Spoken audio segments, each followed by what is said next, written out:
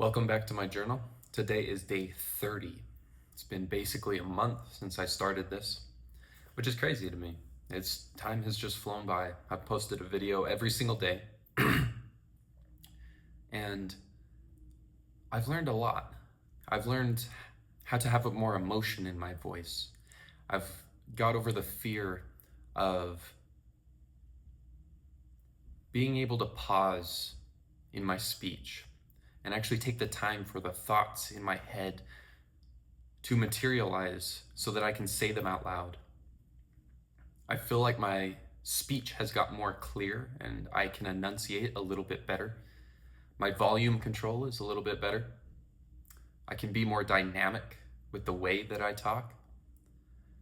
And sometime this week, I want to go over a video so I can see my progress from day 1 to day 31 and see what 1 month of consistent progress, consistent effort does, because that's not very much time. All these videos are only 30 to 8 minutes, 8 to 30 minutes. So that's not very much time during the day that I'm spending on something to try to better myself. But I've noticed impacts, and I've noticed that me getting stuff off my chest and thoughts off my mind in the form of an online journal has had benefits of my mental clarity, the ability for me to make more concise thoughts, actually thinking complete sentences, be able to trim fat on some of the thoughts and things that I was thinking about, which has kind of been interesting. So I'll do a video on that.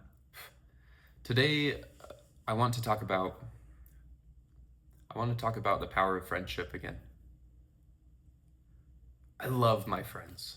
I love the relationships that I've cultivated in my life, and the people that I've surrounded myself with are such good people. So many of them want and are working towards better and better things and making themselves better. And it's so fun when the whole group just wants to get a little bit better, just in general. It doesn't have to be in the same spot in life, but we're all trying to get better, and we're all going along the same path towards the same destination. And that destination is success. We define success differently, but we are all striving for it. And it makes things that I want to do a lot easier because I know the people around me are pushing. But I was thinking about this, and that being friends with such high achievers, it can be detrimental. If you're not careful, it can hurt you. And it's in a different way than I had thought. I was talking to a friend, and he felt pressure. He felt pressure like he was falling behind, like he wasn't good enough to be part of the group. And he hadn't voiced these thoughts. He hadn't voiced these thoughts to any of us. But he voiced them to me because I have been working on becoming more vulnerable with my friends and being honest and vocal about what I'm struggling with and where I'm trying to improve in my past. I've not always been this well-rounded. I've not always been at the level of self-actualization that I am right now. And the path of self-discovery, I used to be much worse. Much worse is not the right phrase. I used to be much less experienced. I didn't have the tools, I didn't have the data to help me push forward. And when I wasn't vocal about it, no one knew about the struggles I had. They only saw the outward success, which was decent. It was fine. And I hid it. I tried to hide the hardships. I tried to hide the things I was struggling with because I was embarrassed that I wasn't good enough, that I was special, that other people around me don't struggle. Look at them. They're not struggling. And then I realized I was doing the same thing. I wasn't talking about my struggles. I wasn't telling the people around me where I had faltered and what I was working on that I had recently failed at. I tried to hide my failures. But since being more vocal with my failures and being more outspoken about things I struggle with and things I'm working on, people have come to me to talk about their worries and the strengths that they want to have, but they feel like they don't have any of it yet, and they don't know where to start, and they don't know where they're going, because they know that I've struggled and that I had to do that. It's not always fair that you have to be the one to start, but if you are the one to start, people around you start to change. They start to feel more comfortable with you. And when they feel more comfortable with you, they will come to you. They will come to you because they know that you struggle and you are real and you are brave enough to talk about it. And when you're brave enough to talk about it, that gives them a safe space. Our successes don't necessarily bring us together the way that talking about our failures and having that humility to show that we are flawed and we are working towards better. And we're not there yet, but we are working towards it. That brings us together because it allows them to be themselves too. It's okay to fail if I'm okay to fail. So I can talk about my failures to this person because they talk about theirs and they talk about their struggles, so I can talk about mine.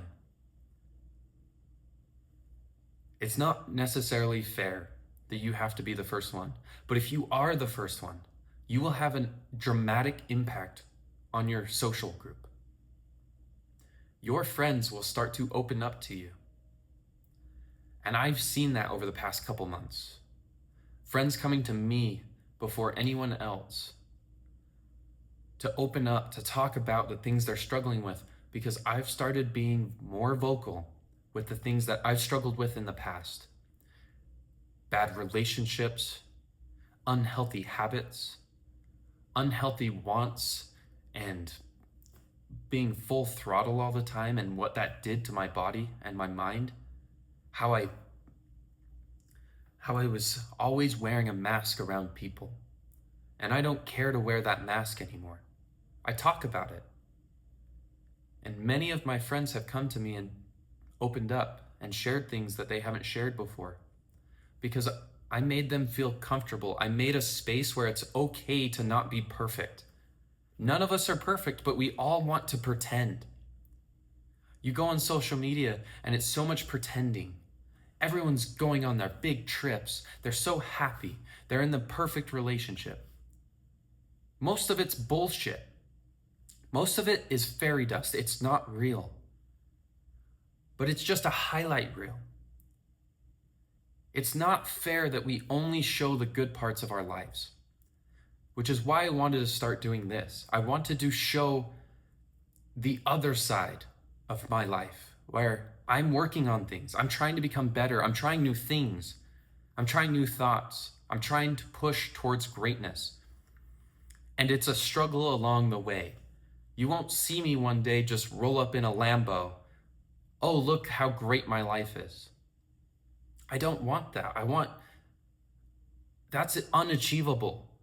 That's unachievable to most people because they don't see the struggle. They are made worse because they think that you got there and your life is so easy, and they don't know how hollow and how hard you worked because you didn't show it. You didn't show the sacrifices that you made.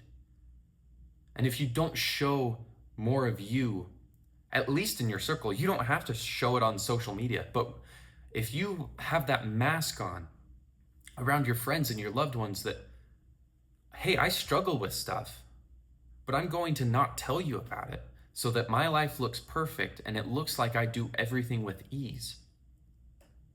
You'll never feel that connection you're looking for. I know you're searching for that deep purpose, that deep connection that people love you for who you are, and that you can take off that mask and people will love you for what they see underneath. I know you're afraid of that because I was that same kid that was afraid that people wouldn't love me if they just saw who was underneath. And when I made the switch,